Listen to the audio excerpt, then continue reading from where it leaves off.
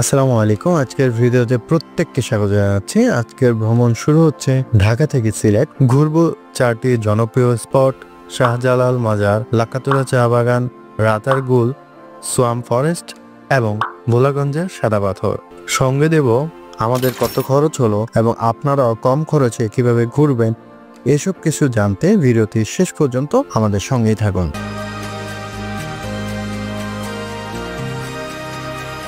তো আমরা bus stand চলে আসলাম। ঢাকা থেকে সিলেট যেতে সময় লাগে 6 থেকে 7 ঘন্টা। তো আমাদের বাসটি সিলেটের উদ্দেশ্যে যাত্রা শুরু করলো। রাত 2টার দিকে হাইওয়ে রেস্টুরেন্টে 20 মিনিটের ব্রেক দেয়। প্রচন্ড ক্ষুধা লাগায় এবং খাবারের প্রচুর চাহিদার দরুন আমরা শুধু চিকেন বিরিয়ানি পেলাম। তো খাবার খেয়ে বাসে উঠতেই বাস ছেড়ে দিল। বাসে ঘুমিয়ে পড়লাম এবং ঘুম ভাঙতে দেখি ভোর হয়ে গেছে। এখন ফ্রেশ হওয়া এবং সকালে নাস্তা করার জন্য চলে আসলাম সিলেটের সুনামধন্য পানসি রেস্টুরেন্টে। রেস্টুরেন্টটা খুবই পরিষ্কার পরিচ্ছন্ন ছিল।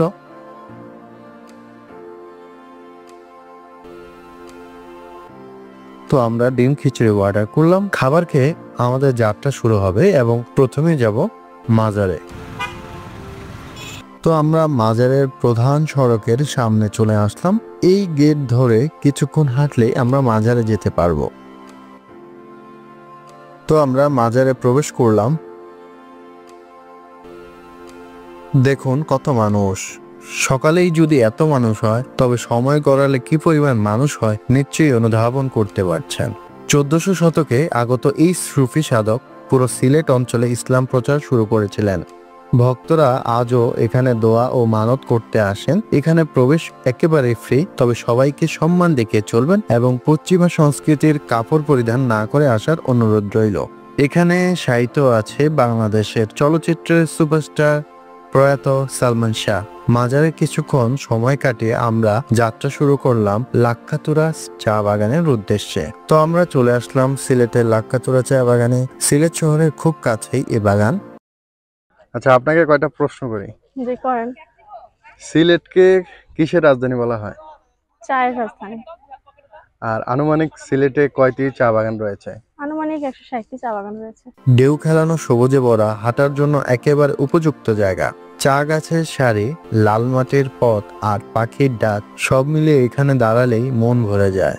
চা বাগানে যারাই আসবেন চেষ্টা করবেন যাতে কোনো প্রকার গাছ না ছেঁড়ার জন্য, অর্থাৎ এখানে চা বাগানের যত গাছগুলো আছে এগুলা না ধরার জন্য। এগুলো আসলে মালিকানাধীন, তো দয়া করে এগুলো ছিঁড়বেন না। দর্শনার্থী হিসাবে আপনারা জাস্ট দেখে কোনো কিছু কারো ক্ষতি না করে চলে যাবেন। চা বাগানের মনোমুগ্ধকর পরিবেশ কিছুক্ষণ উপভোগ করে আমরা চলে যাব রাতারগুল সোয়াম ফরেস্টের 3 নং ঘাটে। অবশেষে চলে আসলাম রাতারগুল। দেখতে অনেকটা এরকম। এইসব নৌকার মূল্য 750 টাকা। তো আমরা এখনই উঠবো নৌকাতে। বাংলাদেশের একমাত্র প্রাকৃতিক সোয়াম ফরেস্ট। বর্ষার সময় বনটি পানিতে ডুবে যায় আর তখনই সবচেয়ে সুন্দর লাগে।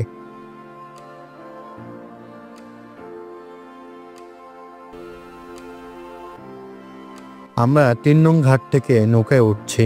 কাঠের নৌকায় ধীরে ধীরে বন ভ্রমণ করব, ভাবতেই ভালো লাগছে। আমাদের দুজনেরও এটাই প্রথম নৌকা ভ্রমণ।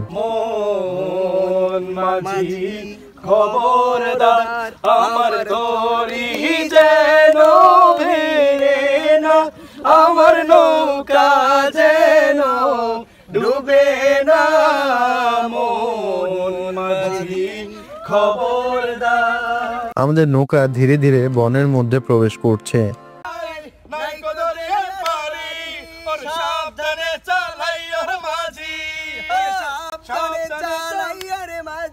আমার ভাঙা তরি রে অকুল দরিয়ার বুঝি কুল নাই রে। আমাদের নৌকা সহযাত্রী ভাইদের গান শুনতে শুনতে বনের মধ্যে প্রবেশ করলাম। দুপাশে গাছপালা এবং নৌকা নিয়ে এগিয়ে যাওয়ার যে ব্যাপারটা, এটা আলাদা একটা অনুভূতি যা কেউ এখানে না আসলে অনুধাবন করা সম্ভব না।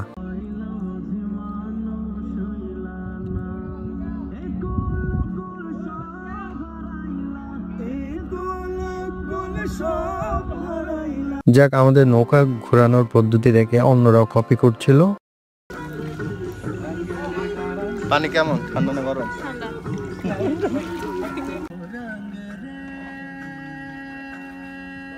যাই হোক, প্রকৃতিকে নিজের মতো করে উপভোগ করে আমরা রওনা দিলাম ভোলাগঞ্জ এর সাদা পাথরের উদ্দেশ্যে। প্রশ্ন একটাই, সাদা পাথর কি দেখতে পাবো? তো ধলাই নদীর স্বচ্ছ পানির সাদা পাথরে চলে আসলাম।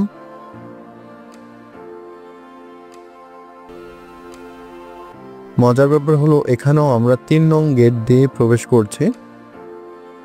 এখান থেকেই নৌকা নিয়ে ওপারে যাব মূল সাদা পাথরে। তো আমরা 850 টাকা দিয়ে এই নৌকাটি ভাড়া করি। নৌকায় উঠার সময় মাঝির নাম্বারটি নিয়ে রাখবেন, মোবাইল নম্বর, কারণ ওইখানে যতক্ষণই সময় কাটান না কেন ঘোরা শেষে সেই মাঝিকে ফোন দিলে আপনাকে পার করিয়ে দিবে। তো আমরা নৌকায় উঠে পড়লাম এবং আমরা বর্তমানে ধলাই নদীর উপর দিয়ে বয়ে চলছি। যাই হোক, অবশেষে চলে আসলাম আমরা সাদা পাথর বা ভোলাগঞ্জ। তো আমরা এখন পাহাড়ের ঝর্ণা ধারার সামনে যাচ্ছি। এখানে অনেক পাথরই নাই, গতবার যে পাথর ছিল এখন কিছুই নেই। তো দেখি সামনে পাহাড়ি ঝর্ণার সামনে পাথর আছে কিনা। 2023-এ যখন এসেছিলাম তখন পাথরের জন্য এই জায়গা দিয়ে হাঁটতে কষ্ট হয়েছে, আর এখন পাথরই নেই। তাও ঝর্ণা ধারার একটু পাথর আছে, তাই ঝর্ণার পানিতে গা ভেজাতে নেমে গেলাম। পাহাড় থেকে নামা পানি অনেক ঠান্ডা হলেও গরমের মধ্যে অনেক প্রশান্তি সবাই পাচ্ছে। অনেক সময় অতিবাহিত করলাম, তবে সাদা পাথরের এমন অবস্থা দেখে খারাপও লাগছে। হয়তো আর আসা হবে না। যাক, এইবার আপনাদের খরচের একটা ধারণা দিই। যাতায়াতের শুধু, কারণ খাবার যে যেমন খাবে বিল সেরকম আনবে বা খরচটা সেভাবে হবে। তো প্রথমেই বাস ভাড়া। ঢাকা থেকে সিলেট বাস ভাড়া নন এসি 700 করে, মোট 1400 টাকা। সিলেট শহর থেকে মাজারে আসছে 50 টাকা, মাজার থেকে চা বাগানে 70 টাকা। লোকাল বাসে আবার নির্দিষ্ট স্থানে নামার পর রিক্সা দিয়ে আবার চা বাগানে আসতে হবে 50 টাকা দিয়ে। চা বাগান থেকে রাতারগুল সিএনজি জনপ্রতি 200 টাকা। রাতারগুল নৌকার ভাড়া 750 টাকা, তাহলে একজন 150 টাকা করে। রাতারগুল থেকে ভোলাগঞ্জ সাদা পাথর 200 টাকা, আর সাদা পাথরের নৌকার ভাড়া 850 টাকা এবং সর্বোচ্চ 8 জন, তাহলে প্রায় 110 টাকা করে।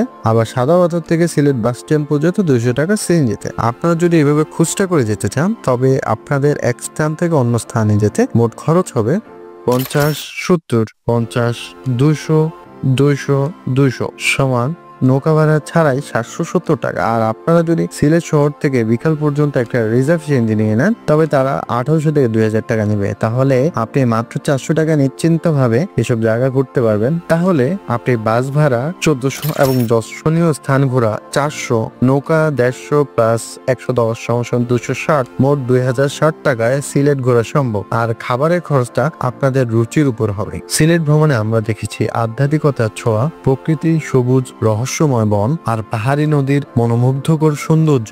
মাজার, লাক্কাতুরা চা বাগান, রাতারগুল আর সাদা পাথর সব মিলে সত্যি এক অবিস্মরণীয় ভ্রমণ। আপনিও সময় পেলে ঘুরে আসুন সিলেটের অপার সৌন্দর্যে। আবারও নতুন ভ্রমণে দেখা হবে। ততদিন পর্যন্ত আল্লাহ আপনাদের ভালো রাখুক। আসসালামু আলাইকুম।